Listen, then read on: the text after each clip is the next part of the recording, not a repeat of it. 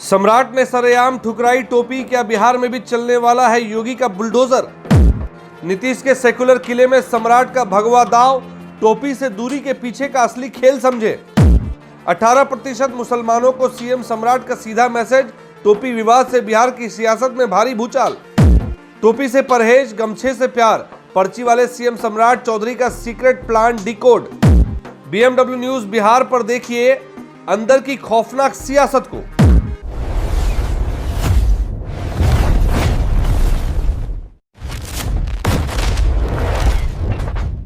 राजनीति में प्रतीकों का अपना एक अलग व्याकरण होता है। कोई नेता क्या पहनता है उससे कहीं ज़्यादा महत्वपूर्ण आज के दौर में ये हो गया है कि नेता क्या पहनने से इनकार करता है। बिहार की राजनीति में इन दिनों एक नया अध्याय लिखा जा रहा है और इस अध्याय के पहले ही पन्ने पर एक टोपी है जिसे पहनने से बिहार के नए नवेले मुख्यमंत्री सम्राट चौधरी ने बेहद सलीके से इनकार कर दिया, जो आप अपनी स्क्रीन पर देख पा रहे होंगे। नमस्कार, आप देख रहे हैं बीएमडब्ल्यू न्यूज बिहार। देखिए तस्वीरें पटना के 4 देश रत्न मार्ग की हैं।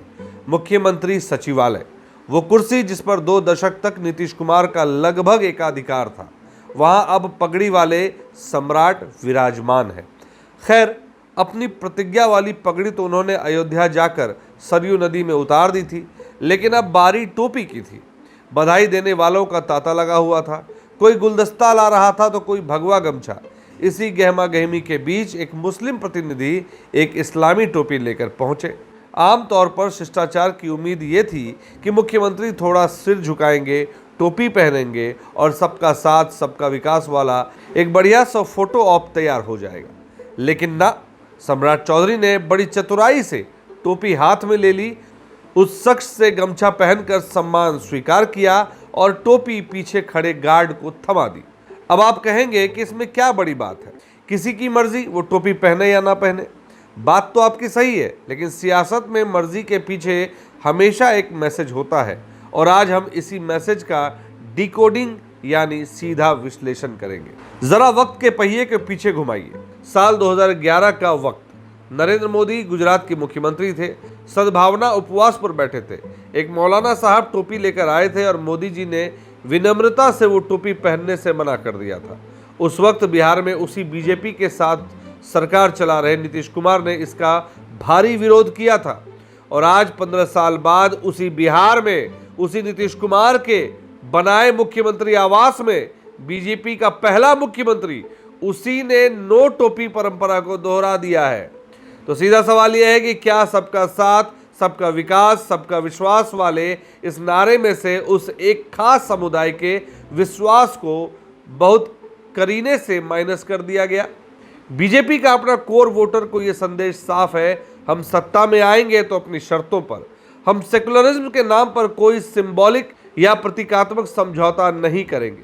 मुस्लिम विरोधी चेहरे का जो ठप्पा विपक्ष उन पर लगाता आया है, शायद बीजेपी को अब उससे कोई खास ऐतराज नहीं है। उल्टे वो इसे अपने कट्टर हिंदुत्व के बैच ऑफ ऑनर की तरह प्लांट कर रहे हैं। अब एक और सवाल जो पटना से लेकर दिल्ली तक के सियासी गलियारों में गूंज रहा है, वो ये कि क्या उत्तर प्रदेश के योगी आदित्यनाथ और मध्य प्रदेश के डॉक्टर मोहन यादव के बाद अब बिहार में सम्राट चौधरी उसी कट्टर विरासत को आगे बढ़ाएंगे? बिहार वो राज्य है जहां जाति हमेशा धर्म पर भारी रही है, लेकिन बीजेपी ने लवकुश यानी कि कुर्मी कोयरी समीकरण के तहत सम्राट चौधरी को कुर्सी पर बैठाकर एक तीर से 2 शिकार किए हैं। जाति को तो साधा ही है, साथ ही उन्हें एक अग्रणी आक्रामक हिंदुत्ववादी चेहरे के तौर पर प्रोजेक्ट किया जा रहा है।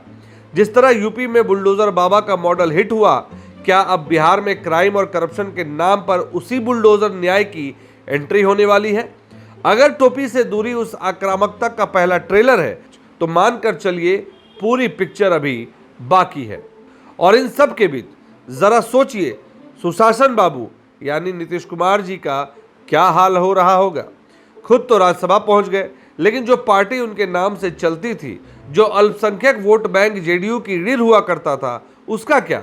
नीतीश कुमार वो नेता रहे हैं जो इफ्तार पार्टियों में जालीदार टोपी पहनकर, साफा बांधकर, गले मिलकर अल्पसंख्यकों को ये आश्वस्त करते थे कि जब तक हम हैं डरने की जरूरत नहीं है, यहाँ तक कि जब जदयू में उनके बेटे की एंट्री हुई, उनके बेटे ने भी ईद के समय में जालीदार टोपी पहनकर अल्पसंख्यकों का विश्वास जीता। लेकिन अब तो उनके बनाए सिस्टम के टॉप पर एक ऐसा मुख्यमंत्री बैठा है जिसे टोपी से ही परहेज है। क्या नीतीश कुमार की वो मुस्लिम सम्मान वाली छवि अब धूमिल हो जाएगी?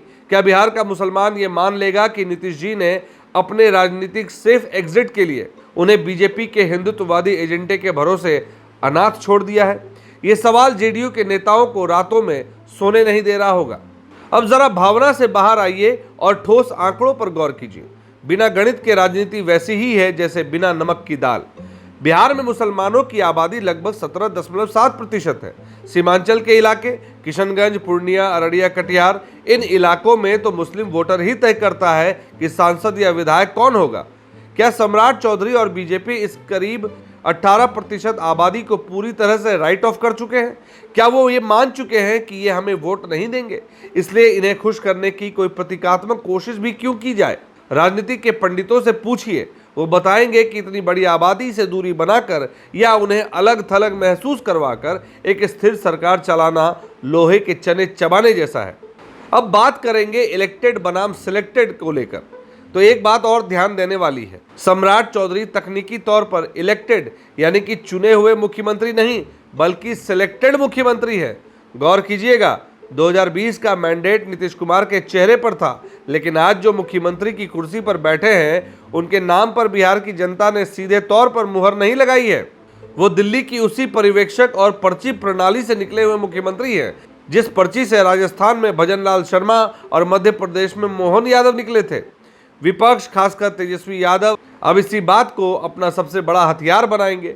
वो मंचों से चीख चीख कर कहेंगे कि ये तो दिल्ली के रिमोट कंट्रोल से चलने वाले सीएम हैं जिन्हें बिहार के सामाजिक ताने बाने से ज्यादा दिल्ली के आला कमान को खुश करने की फिक्र है।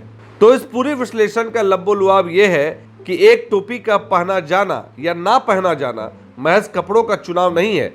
ये 20 साल पुराने बिहार के राजनीतिक इकोसिस्टम का एक बहुत बड़ा शिफ्ट है। सम्राट चौधरी ने शायद अपने लिए larger than life Hindutva image गढ़ने का फैसला कर लिया है, लेकिन बिहार की मिट्टी यूपी या गुजरात से थोड़ी अलग है।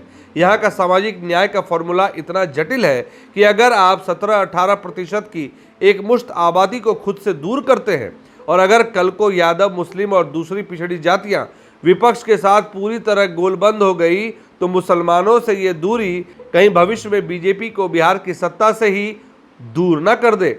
फिलहाल 4 देश रत्न मार्ग पर नई नेम प्लेट लग गई है, नया गमछा आ गया है और बिहार में एक नई और आक्रामक राजनीति की शुरुआत हो गई है। हम और आप तो बस सीधा सवाल पूछ सकते हैं, जवाब तो वक्त और बिहार की जनता ही देगी। तो आज के लिए इस राजनीतिक विश्लेषण में बस इतना ही। खबरों का सिलसिला जारी रहेगा। आप देखते रहिए BMW न्यूज़ बिहार की तमाम खबरें। खबर अच्छी लगी हो, विश्लेषण अच्छा लगा हो तो इसे ज़्यादा से ज़्यादा लाइक करें, शेयर करें और चैनल को सब्सक्राइब करना ना भूलें। इस खबर को लाने का प्रयास हमारे संवाददाता अक्षय किशोर ने पटना से की है। Bureau report, BMW news Bihar. तमसोमा ज्योतिर्गमय गुरुकुल शिक्षा मंदिर संस्थान के साथ बनाए अपना भविष्य। रेगुलर और प्रोफेशनल कोर्सेज, सेकेंडरी और senior secondary courses, law, teachers training courses, pharmacy and nursing के साथ पैरामेडिकल में डायरेक्ट एडमिशन पाए। वेबसाइट विजिट करें या दिए गए नंबर पर कॉल करें। हमारा पता है गुरुकुल शिक्षा मंदिर संस्थान, कल्याण चौक, DS कॉलेज रोड, कटिहार। हमारा वीडियो अगर आपको अच्छा लगा हो तो आप हमारे वीडियो को लाइक करें, शेयर करें और हमारे चैनल को सब्सक्राइब जरूर करें।